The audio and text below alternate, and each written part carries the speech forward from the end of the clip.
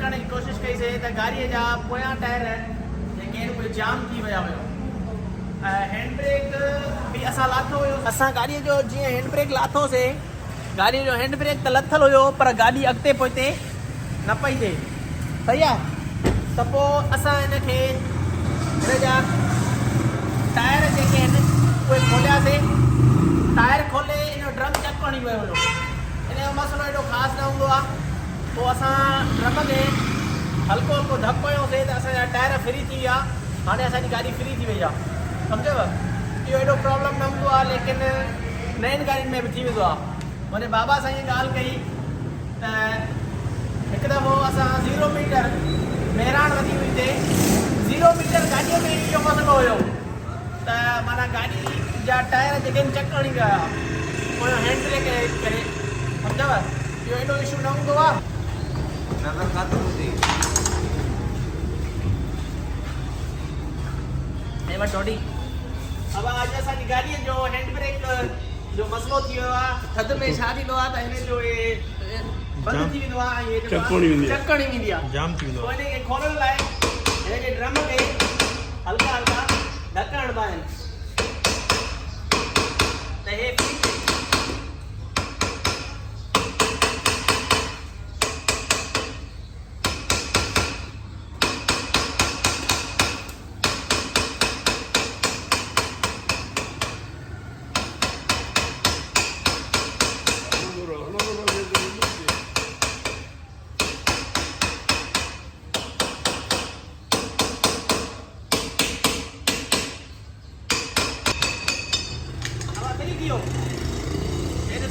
बाहर कट हाणे हिन जी ड्रम खे खोलंदासीं।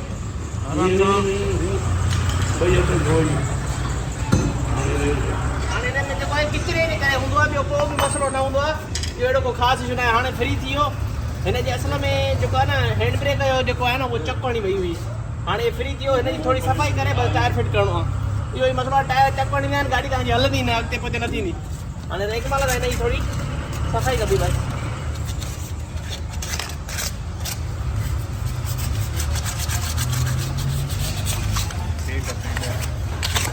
हे पेट हिन गाॾीअ जा पेट जी सफ़ाई थींदी न, मिटी वग़ैरह जे करे हूंदो आहे। ऐं सियारे में इहो अक्सर मसइलो जेको आहे सियारे में ईंदो आहे। हे ड्रम आहे, हे ड्रम जे अंदरि साइड जी बि सफ़ाई थींदी। गाॾी नओं मॉडल आहे, 2021 मॉडल आहे, पर इहा गाॾी 0 मीटर में बि इहो मसइलो थी सघे थो। इहो सिर्फ़ु ऐं सिर्फ़ु थधि जे करे थींदो आहे। थोरो सफ़ाई कई आहे। असां हाणे मिस्त्री त न आहियूं, जेतिरो थी सघियो जेतिरी नॉलेज हुई त ओतिरे हिसाब सां सफ़ाई करे हाणे फिट कयो आहे। हाणे ॾिसो हिन ड्रम फ्री थी वियो आहे। पहिरियों हे फ्रे ई न पियो, मसइलो ड्रम जे करे थींदो आहे। हाणे बसि असां टायर फिट कंदासीं त असांजो कमु ओके थी वेंदो।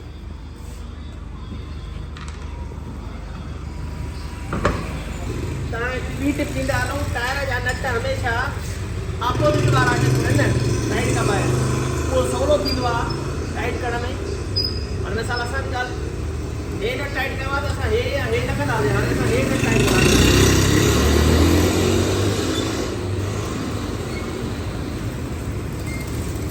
हाणे असां हे न टाइट कंदासीं।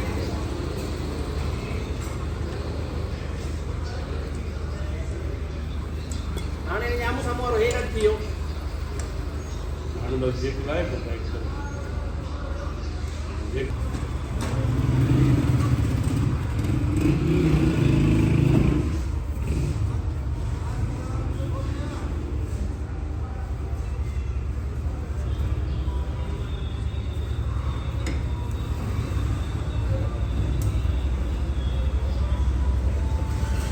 आखिर में नट टाइट कबा आहिनि,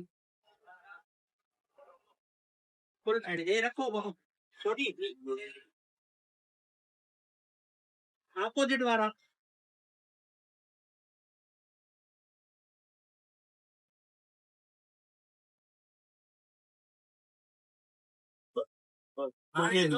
फ्री थी वई आहे। तो उन जो असां तव्हांखे एक्सपेरिमेंट करे ॾेखारियोसीं त हिनखे कीअं खोलिजे। अगरि तव्हांखे मिस्त्री करायो आहे घटि में घटि तव्हां खां 1000 रुपए या 500 ते असांजी गाॾी जेको आहे बिल्कुलु सही थी वई आहे। तव्हांखे हाणे असां हिन गाॾीअ खे अॻिते पोइते करे ॾेखारींदासीं। ॾिसो केतिरे अॻिते पोइते ॾिसो थी वई आहे हाणे फ्री आहे पोइ थिए थी उम्मीद आहे तव्हांखे अॼु असांजो इहो व्लॉग पसंदि आयो हूंदो जेकॾहिं तव्हांखे पसंदि आयो आहे त असांखे लाइक कयो सब्सक्राइब कयो ऐं पंहिंजी राय खां आगाह कयो त तव्हांजे लाइ असां कहिड़े क़िस्म जा वीडियो आणियूं तव्हांखे कहिड़े बि क़िस्म जे गाॾीअ जे बारे में असां तव्हां लाइ हाज़िर आहियूं ऐं तव्हां ॿुधायो त असां तव्हां लाइ कहिड़ा वीडियो आणियूं ऐं कहिड़े क़िस्म जूं गाॾियुनि जे हिसाब सां वीडियो आणियूं असां तव्हांजे लाइ हर वक़्तु हाज़िर आहियूं अल्लाह निगहबान